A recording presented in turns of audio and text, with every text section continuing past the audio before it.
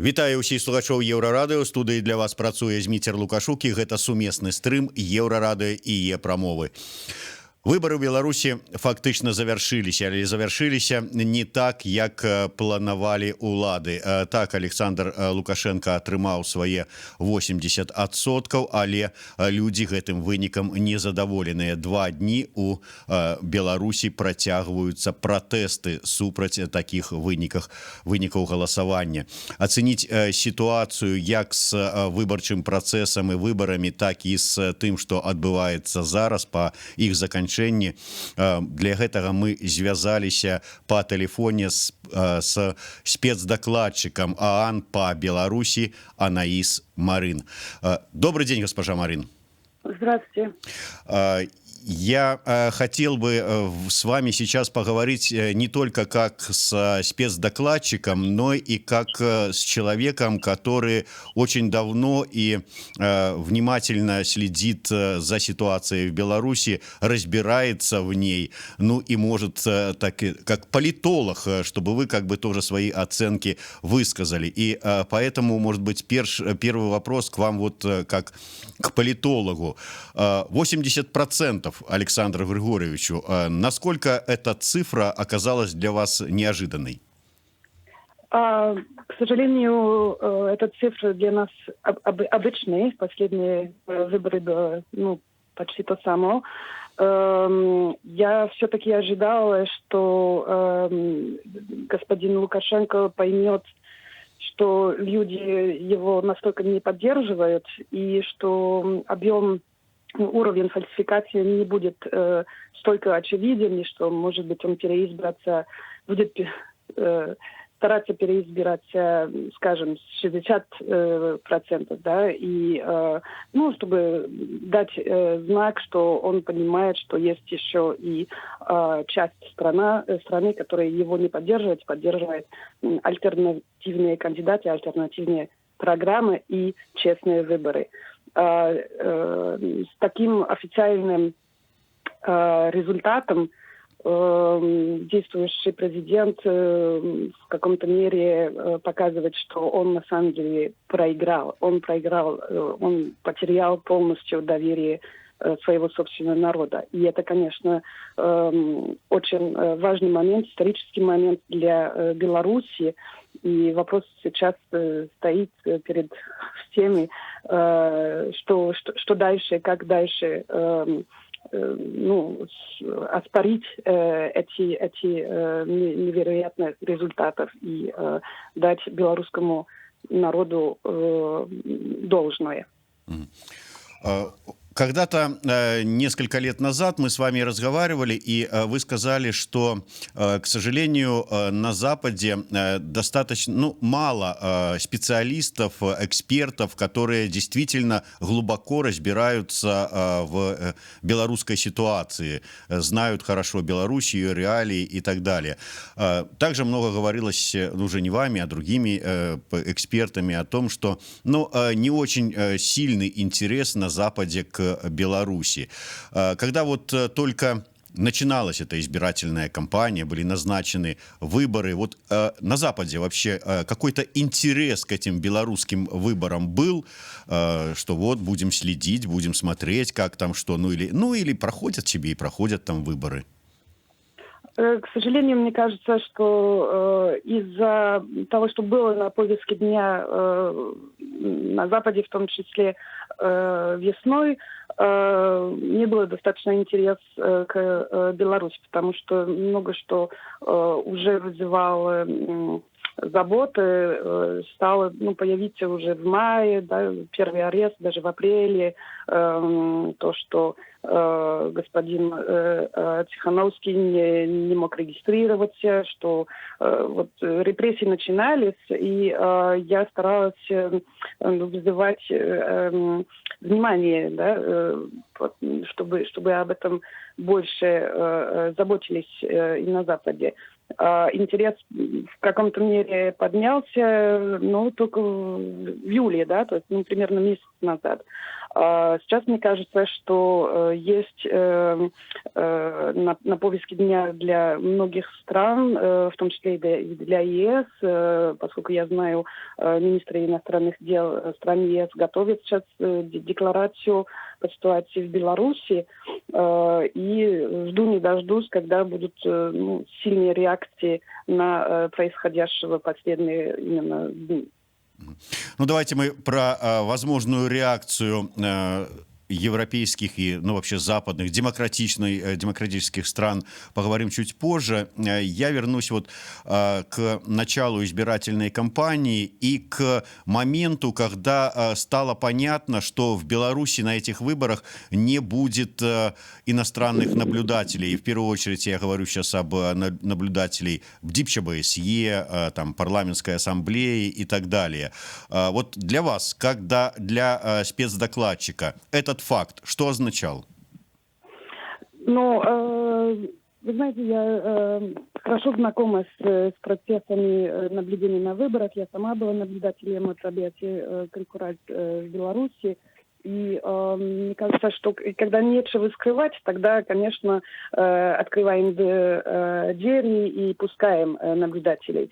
Как все это творилось до того момента, что в итоге не было своевременное приглашение, и АБСЕ не могла отправить своих наблюдателей, это показало, что действующий режим, власти хотят, под закрытыми дверями вести выборы, и, значит, чтобы как можно меньше наблюдателей будут, и в том числе не только наблюдатели от АБСЕ, но и в том числе и международные, заграничные журналисты.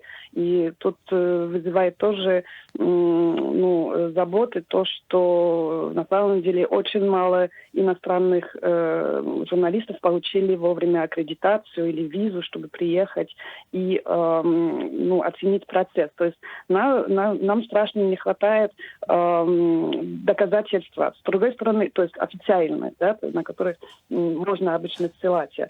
С другой стороны, я, например, получаю огромный объем информации, несмотря на частичное перекрытие интернета, благодаря телеграм-каналам. И тут есть доказательства очень серьезные, да, то там видео, фотографии, то есть и на этой основе можно говорить, что действительно, что выборы, может, и состоялись, но действительно официальные результаты не совпадают с реальностью.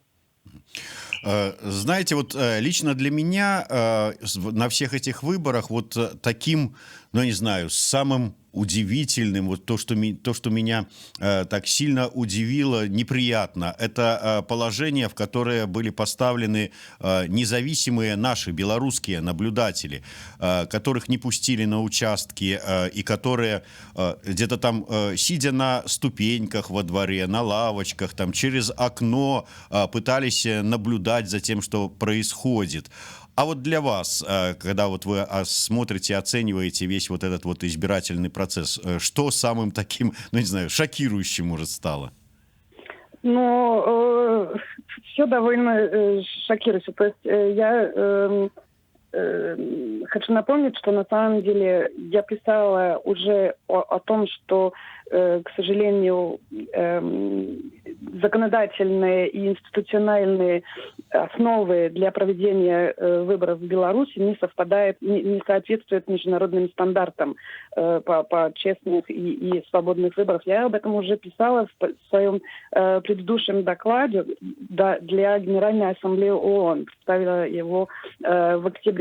И там я вот эту оценку и, может, прогноз уже могла ввести, потому что видела, что ничего не изменилось в законодательстве. И на практике, когда уже видели, как сформировались избирательные комиссии, участковые, территориальные и так далее, Также было видно, что не пускают туда представителей оппозиции или независимых организаций гражданского общества.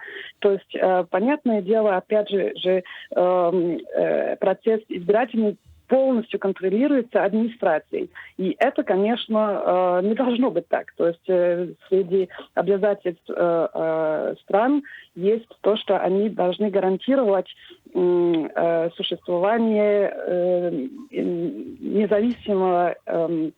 независимой администрации, организации для проведения выборов. И такого не было никогда в Беларуси, и в том числе в этом году.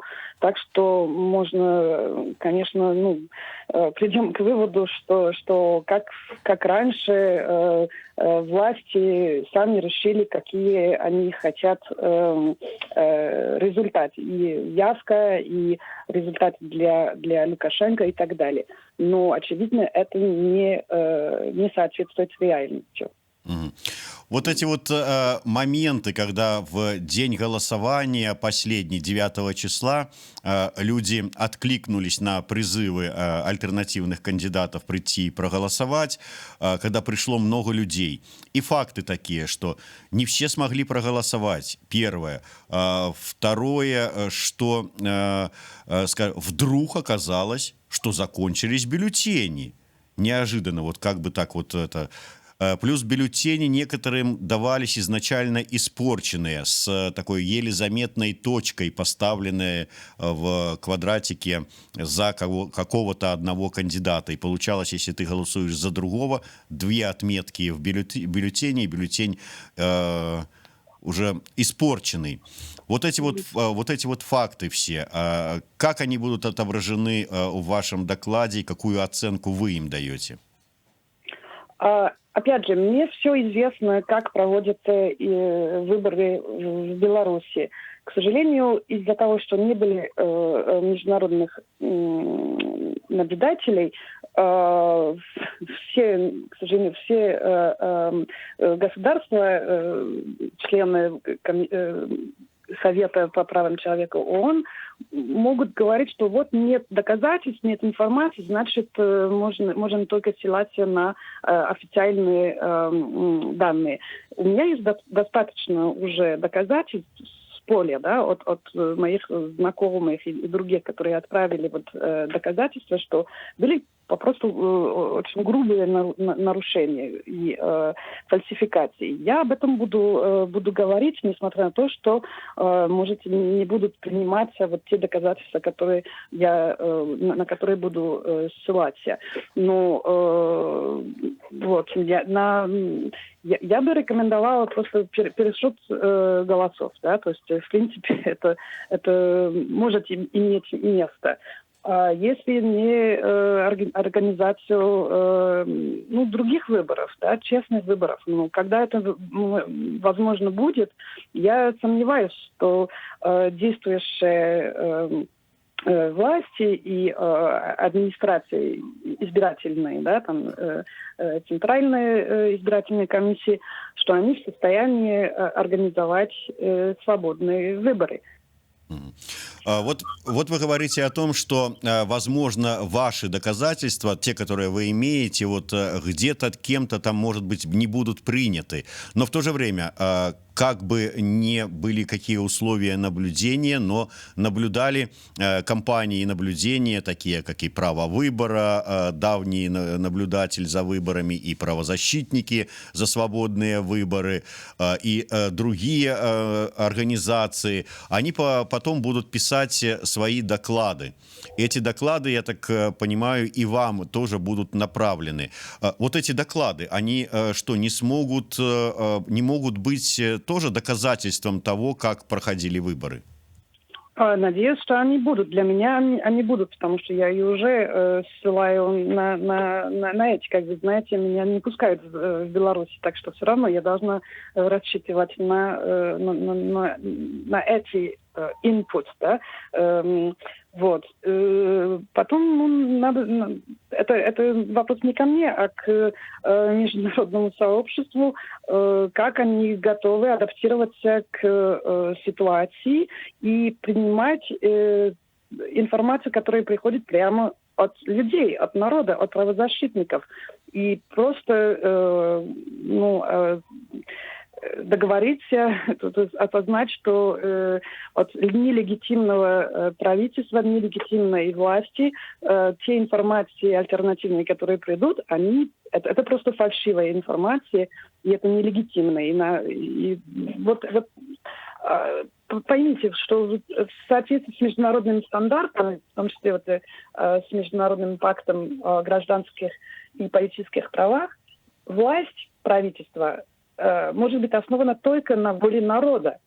И это выражается через свободных выборов. И это касается тоже передачи власти. То есть передача власти это возможно, и это должно быть в нормальных демократических странах. И то, что одна власть держится и украла от народа своего голоса, это нельзя допускать, да, и поэтому надо, чтобы народ белорусский мог назначить своего правительства. И как это делать в условиях белорусских, это пока невозможно, потому что нет свободных выборов. Но действующие власти, которые избираются несколько раз уже в таких условиях, на мой взгляд, нелегитимен. То есть международное сообщество просто должно перестать с ними разговаривать. Да? То есть это уже надо какие-то шаги важные принимать. Як вам сейчас опять, может быть, как политологу, который знает ситуацию и следит за ней давно, мы все помним и площадь 2006, и площадь 2010, но все-таки тогда были какие-то лидеры, тогда были какие-то политические структуры, которые в основном и составляли костяк протестный. Сейчас, когда политические партии, структуры, традиционная оппозиция, как говорится, оказалась, по чьей вине, не знаю, своей, не своей, как-то за бортом этой избирательной кампании, когда очевидного лидера не было, и хоть все поддерживали массово, не все, но большинство белорусов поддерживали Светлану Тихановскую, ее выдвижение, но она заявляла, что она не лидер, и в принципе таковым и не являлась. Ожидали ли вы, что по окончанию избирательной кампании и по оглашению предварительных результатов голосования будет такая реакция, которую мы сейчас наблюдаем на улицах белорусских городов? Конечно, я ожидала, и потому что людям надоело просто, что на них не рассчитывают, да, что не принимают во внимание то, что люди думают, то, что они хотят. Они хотят перемены, это очевидно. И они об этом довольно четко говорили не только вчера или послевчера, или такая волна недовольствия, действительно ветер перемен давно дует на Беларуси, и то, что пропаганда заткнула рот этих альтернативных голосов, это не означает, что ничего не происходило в стране. Наоборот, с социологической точки зрения это очень интересное явление, что как-то народ проснулся, что люди политизировались, что радикализировались. Есть еще и такая феминизация, которая очень, очень важна, потому что все-таки это половина, если не больше населения, это женщины, которые, если смотреть на предыдущие соцопросах, довольно поддерживала Лукашенко. А сейчас мы видим, что все слои общества, все категории социально-экономические, все возрастные категории просто выражают, что им, простите, уже надоело, да, и что они поняли уже в начале, мне кажется, кризиса с ковидом, да, уже с марта, с апреля, они поняли, что они разом, что вместе они являются больше, чем избиратели, они являются силой, политической силой самосознания. И поэтому мы видели вот эти очереди, чтобы дать свои подписи для альтернативных кандидатов, поэтому мы видели очень, как всегда, инвентивные виды протеста и самоидентификации, да, то, что люди носят вот эти белые браслетки на улице. Ну, это очень, очень умный в таких сложных условиях белорусских, это умный способ просто выражать себя и быть видным, когда их всех хотят просто закрыть и не показывать.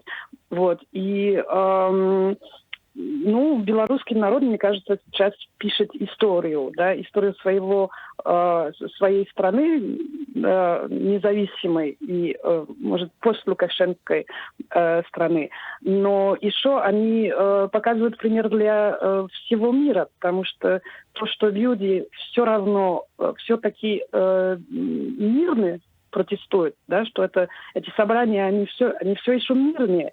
Это очень, очень показательно. Это показывает, что народ белорусский очень долго терпел и надеюсь, что дальше они что-нибудь добьются без насилия, потому что если честно, мне кажется, что пока власть воздерживается от насилия, мы знаем, на что власти готовы, способны, и я очень-очень переживаю, что будет в ближайшие дни, когда уже будут, не дай бог, использовать гораздо страшные оружия и способы репрессий, чтобы остановить эту революцию. То есть, на ваш взгляд, пока еще, несмотря на то, что вот уже по официальной информации есть один, как минимум, погибший, есть много задержанных, есть такое противостояние людей и силовиков, эти вот дубинками избивают достаточно жестоко при задержании. Это пока еще, достаточно мирное противостояние, на ваш взгляд? Поймите меня хорошо, то есть как спецдокладчик это уже слишком много, да? Уровень репрессий на фоне остальных структурных, систематических нарушений прав человека в Беларуси, это уже, конечно, это серьезно, это плохо. И то, что вот задержали 2000-3000, трудно иметь данные, это уже в 2 раза больше, чем задержали после февраля 2010 года. То есть я к тому, что пока вот эти пули это только резиновые. Да? Пока эти ОМОНцы, они в меньшинстве, то есть их меньше на улице, чем есть протестующие. Если власть такая принципиально не хочет отдать власть, да, если действующий президент не хочет просто сдать, это всем известно, он, наверное, готов принимать еще строже меры, потому что те меры, которые сейчас принимаются, несмотря на то, что они очень уже насильственные, это недостаточно, чтобы люди остались дома. Это пока еще недостаточно, чтобы посадить всех. А нельзя посадить 9 миллионов людей, да, или хотя бы 6. То есть в каком-то мере я очень переживаю, очень боюсь, что в каком-то моменте уже то, что господин Лукашенко предупредил, что будет, да, что если будет Майдан, что будет ответ со стороны армии, и когда они будут уже воспринимать эти меры, это будет очень, очень страшно, и тогда я надеюсь, я просто надеюсь, что такого не будет. Такого не должно быть, потому что Беларусь не такая. Беларусь не хочет насилия, люди ищут способ выйти с этой ситуации мирным способом. И очень-очень важно, чтобы срочно бюрократы, все, которые сидят и имеют сидят во власти, имеют какое-то влияние на решение верховенства власти, могли избежать этого сценария эскалации насилия, потому что это было бы просто кошмар для всех и последствия для международной security, безопасности и стабильности в Европе тоже будут огромные. Если я не ошибаюсь, в свое время вы были сторонницей санкций в отношении белорусского режима. Вот сейчас также, уже даже в середине этой избирательной кампании, были слышны голоса политиков отдельных о том, что уже есть основания для введения каких-то новых или ужесточений существующих санкций. Как вы считаете, вот то, что сейчас показывает ситуация, есть ли основания для санкций, нужны ли они и пойдет ли на них Запад? Вы знаете, это очень сложный вопрос и неудобный для меня ответить, потому что спецдокладчик ООН не должен выражать свое собственное мнение по этому поводу. Я веду мониторинг, рекомендации для правительства Беларуси, который не слушает, и для членов Совета по правам человека, но сказать американцам или в Брюсселе, что вот надо санкции, какие санкции и так далее, это я просто не имею права. Все должны принимать свои ответственности, да? Каждый должен быть ответственен. И понимая то, что происходит в Беларуси, они должны сами решить, какие санкции бы действовали. И это вопрос для вообще конференции на несколько дней, да, какие санкции бы действовали, и что мы через санкции, что хочется добиться. То, что не condemnation, то есть морально что не поддерживают вот такие шаги, которые были приняты властью. Это одно. Если объектив, цель – это освобождение политических заключенных, или люди, которые произвольно были арестованы, это другая цель, и судя по тому, что было раньше, это не факт, что санкции в этом эффективны, да, или через 4-5 лет. А последние, да, если, уже не санкции, но, может быть, более строгий подход может добиться, чтобы власть как-то,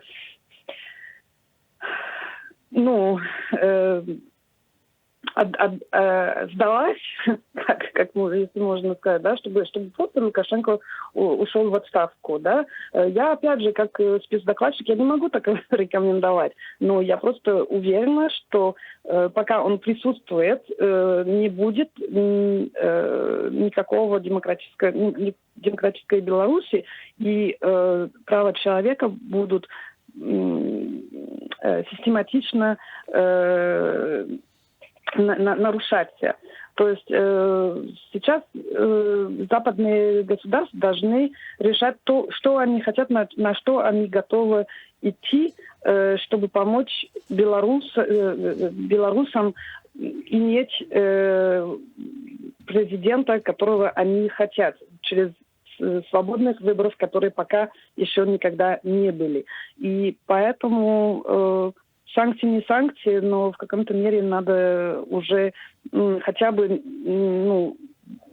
четко говорить, что действующий президент просто нелегитимен. Вот, значит, с ними не разговаривать. И все. Но вот вы мне, может быть, не как спецдокладчик, а вот как политолог. Вы знаете, как 9 числа Лукашенко, отвечая на мой вопрос, в конце сказал: давай я вот тебе скажу не как президент, а просто как человек. Ну вот вы вот просто как человек. Вот два все-таки вопроса. Вот лично ваше мнение, помогут ли, нужны ли санкции хотя бы для того, чтобы освободить политзаключенных? Их уже почти 4 десятка. И второй момент, вот ну, хотя бы вот пока первый, вот нужно ли их вводить, да, ну и второй момент, вот ваш взгляд все-таки, да, мы слышим заявление, вот скажем, с литовской стороны о том, что нужно, может быть, саммит ЕС провести по вопросу ситуации в Беларуси, что нужно какие-то решительные меры принимать в этой связи. Мы слышим там заявление от Майка Помпео вот из США или там от представителя Белого дома, где, ну, в очередной раз высказывается озабоченность, ну и так далее. Все-таки на более какие-то решительные шаги готовы ли пойти другие страны, вот Запад? Если честно, я не знаю. На уровне ЕС, как мы знаем, есть внутренний все-таки, не раскол, но все-таки надо найти большинство, и не факт, что она найдется, потому что все тоже члены ЕС воспринимают во внимание потенциальную реакцию России, которые, как вы знаете, осознали, что Лукашенко типа переизбрался. Так что тут этот вопрос очень, очень сложный, и я как-то не хочу в это вмешиваться, потому что я знаю, что потом будут какие-то протесты от дипломатов в ООН, что я не соблюдаю код поведения спецдокладчиков, что спецдокладчик должен быть нейтральный, и нейтральный, объективный, независимый и так далее. И поэтому я честно не могу отвечать на этот вопрос. Но все может измениться очень быстро, потому что если ЕС действительно хочет принимать решающие шаги, они должны будут тоже и консультироваться как раз с экспертами и может быть в другом формате, в другом обстановке можно будет уже гласно выражать свое мнение насчет того, что делать дальше. Ну, я просто почему спрашивал, вот вы говорили о том, что нужно было бы вот признать выборы нелегитимными, Лукашенко нелегитимным, ну и не разговаривать с ним. Но и все же остальные предыдущие президентские выборы тоже не были признаны легитимными, ну а он, соответственно, как бы официально и нелегитимный, а все равно при необходимости и разговаривали с ним, и встречались с ним и так далее. То есть вот такое признание очередной раз нелегитимности, ну что оно изменит для него?